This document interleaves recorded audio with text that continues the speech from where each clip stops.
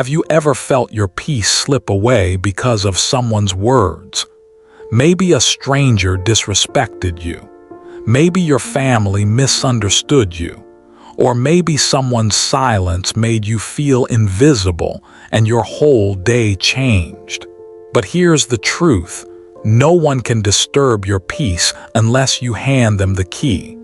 Once there was a man who stopped letting others control his emotions.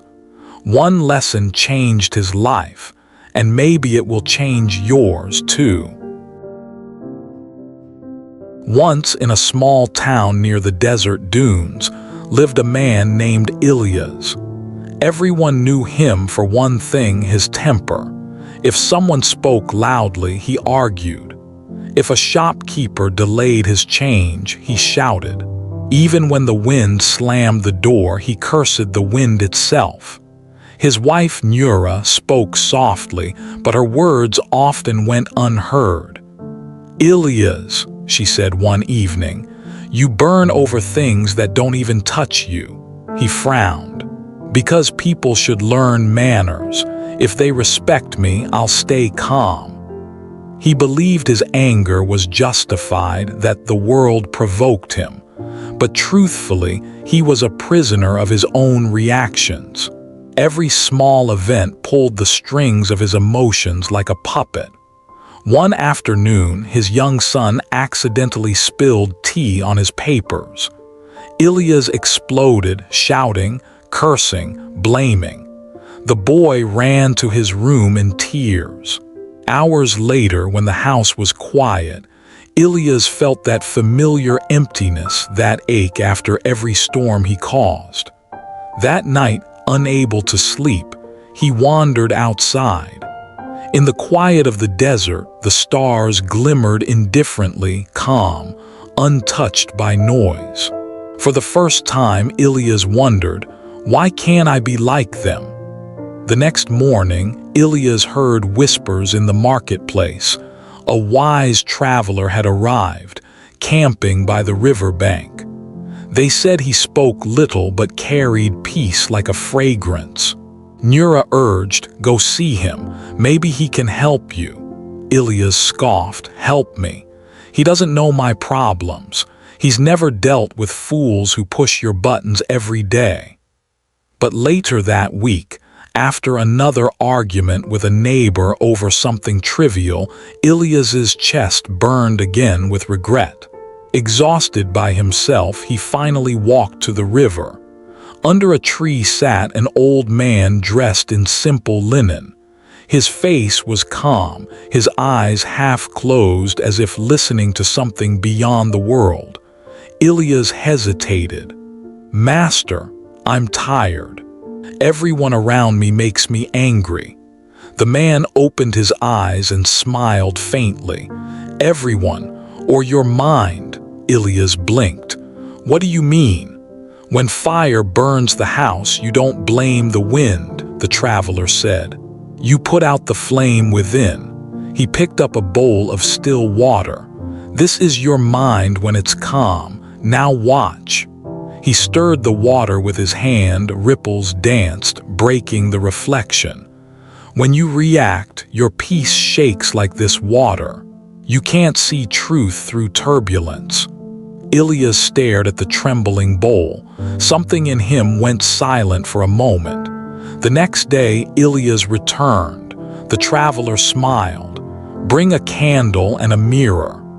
When Ilyas did, the man lit the candle and said, "Anger is like this flame.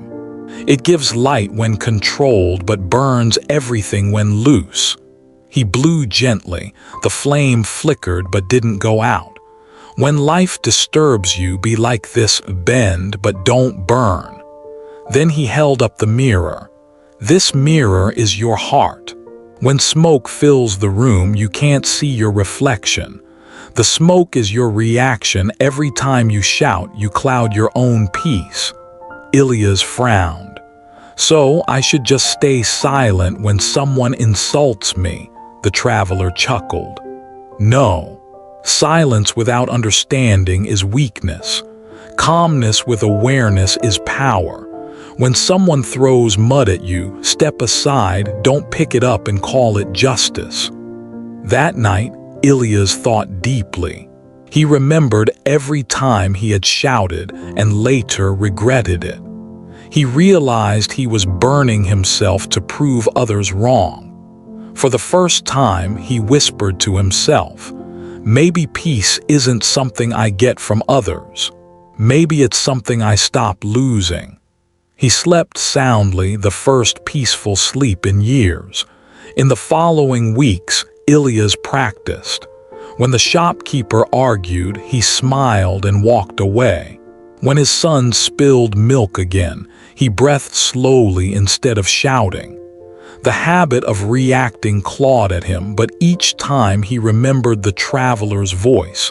"Step aside, don't catch the dirt." Then came his greatest test. One day at the market, a group of men mocked him. "Look, the angry man turned saint," they laughed. The old heat returned, his fists clenched, his jaw tightened.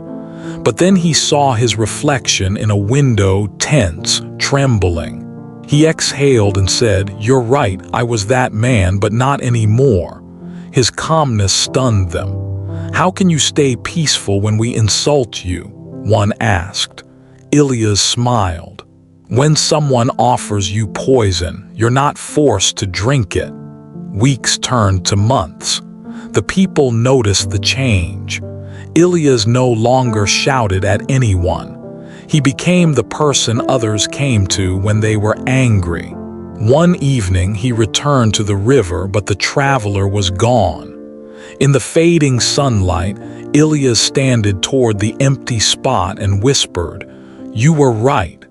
Peace wasn't something to find, it was something to protect." He looked up at the sky. The stars shimmered again, calm, silent, unbothered. And this time so was he. We can't stop people from judging, shouting, or trying to hurt us.